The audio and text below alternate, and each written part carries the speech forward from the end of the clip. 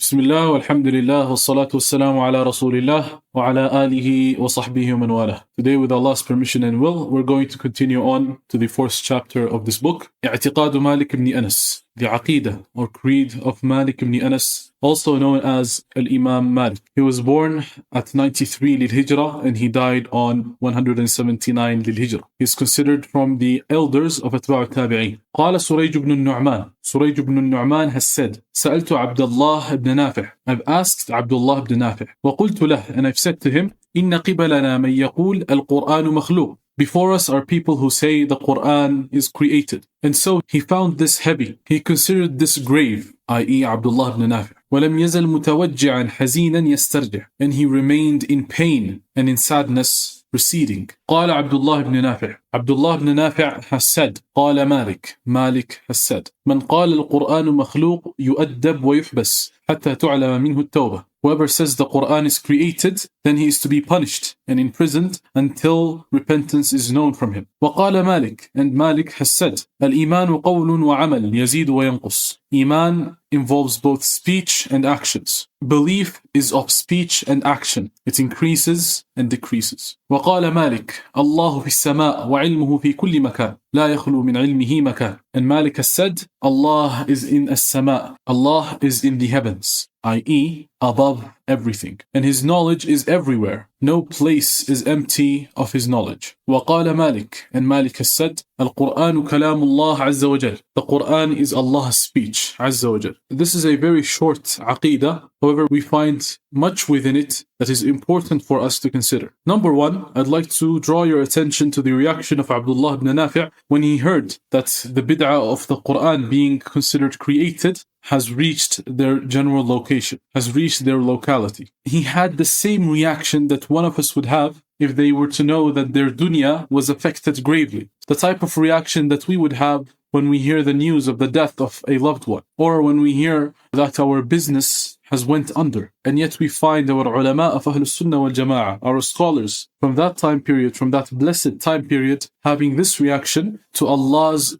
religion being tampered with, to innovation. This is the difference between us and them. Imagine that from amongst us today are those who, when they speak about bid'ah, they speak of it as something light. We see this with people who speak about the Mu'tazilah, who had almost word for word the same bid'ah as the Jahmiyyah. They would say that they aren't disbelievers because they wanted to raise Allah's name, because they wanted to elevate Allah. Brothers and sisters, know that no one can elevate Allah more than He has elevated Himself. And anyone who implies that Allah is elevated by separating Him from His properties, from His attributes, then this individual is a disbeliever.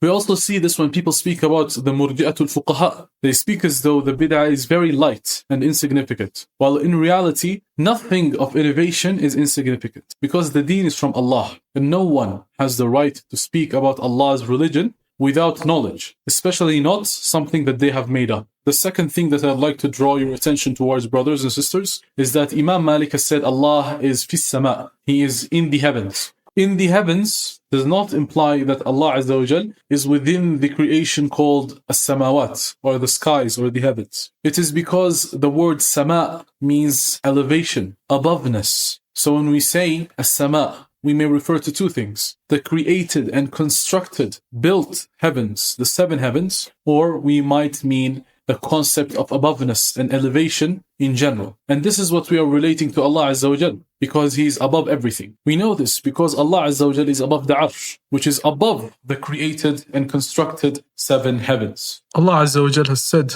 Ar-Rahmanu ala al-Arsh istawa. And the Sahaba and Tabi'een have explained this to mean He has risen and elevated above the Arsh. Due to people in modern times believing that existence in of itself is a created fabric of space-time, as some people would say, this leads some people, like the Ash'ari, feeling justified about believing that Allah has no place, because any place is inherently creation, with this same understanding, similar to how some people would say that existence is a fabric, a created fabric. Even if we were to imagine that this theory is correct, this would not apply everywhere. This will only apply to the actual created structure of the seven heavens that Allah Azza wa Jal has created. It would not apply to where Allah Azza wa Jal is, because we know with evidence that Allah Azza wa Jal has created the sab'a samawat.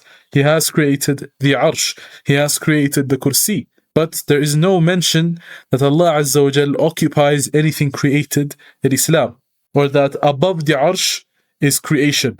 We only know that above the arsh is Allah Azza wa Jal. Another thing that I'd like for us to consider is that Imam Malik says afterwards that his knowledge is everywhere. The Asha'ira in general, they reinterpret both verses, hadith, and even the athar of our righteous predecessors. And so we find them trying to reinterpret statements of the Salaf, who say that Allah Azza wa Jal is above the throne, to mean that His honor, His status is above the throne.